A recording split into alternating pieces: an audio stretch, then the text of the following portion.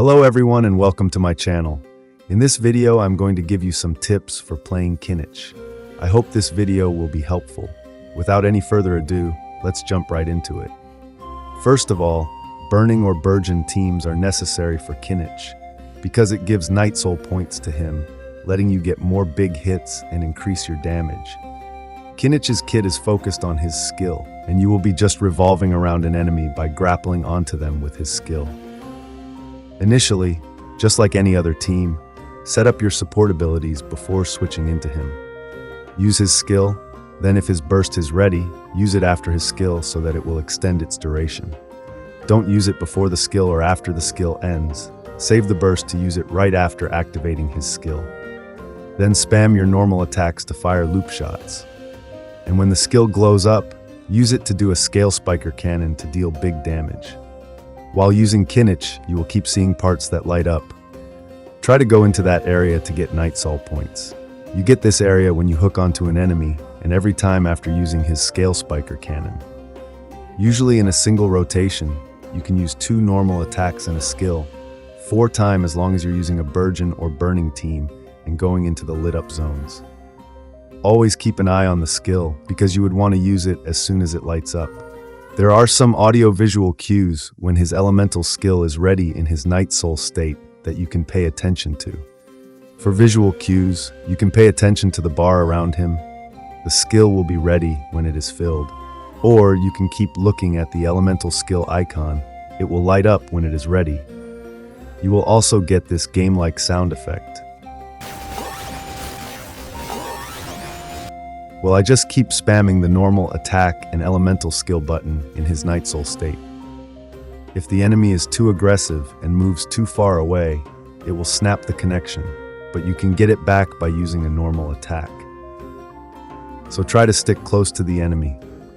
Staying closer to the enemy will also help you revolve faster, letting you touch the lit up zones easily, and it will be also helpful for the next 2 tips I'm going to mention. Most of us will be using Xiangling with Kinich as she is the best one currently to apply off-field pyro while also having insane damage. Xiangling's pyronado spins around our body and we use Kinich to spin around the enemy. So one thing you can do is use Kinich to spin in the opposite direction of the pyronado to get more pyronado hits. Xiangling's burst moves in clockwise direction, so you can move anti-clockwise with Kinich. But you should still prioritize going into the lit up zones. As we all know, Bennett is one of the best supports for Kinich. While you are spinning around and trying to get into the lit up zone of the enemies, you might get out of his circle for a second or so.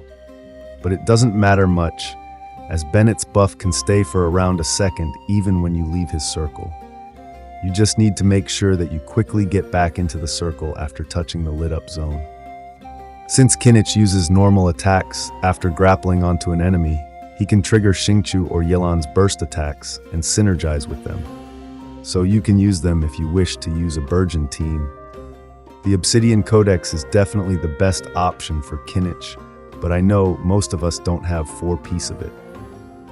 Unfinished Reverie set if you're using him in a burn team. Marichauzi Hunter set with Furina are other good viable sets.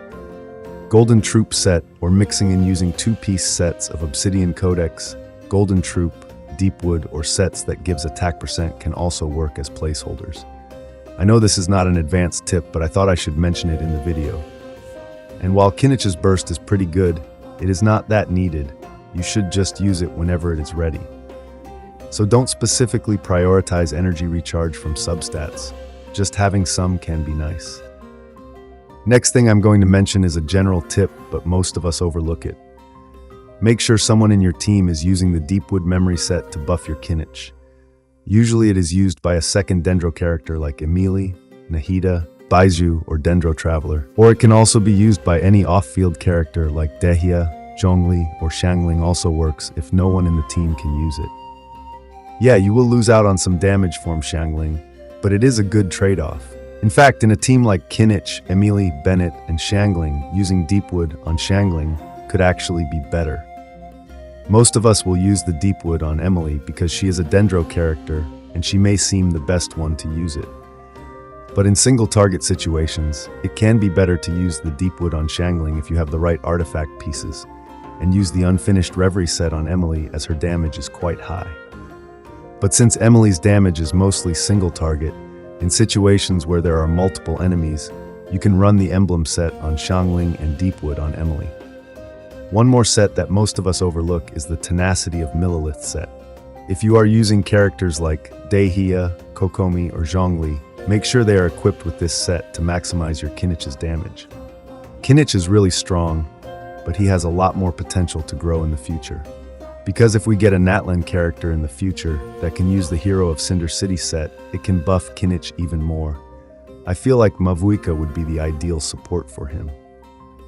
Currently, we don't have any character that can do a Dendro reaction to trigger this set effect. Mualani can do it, but it is not worth using her with Kinich. And the only best holder for this set, Kachina, is Geo, so she can't trigger this set effect. And I hope this video was helpful. Don't forget to like the video and share it with fellow Kinich havers. That's all for this video. Thanks for watching.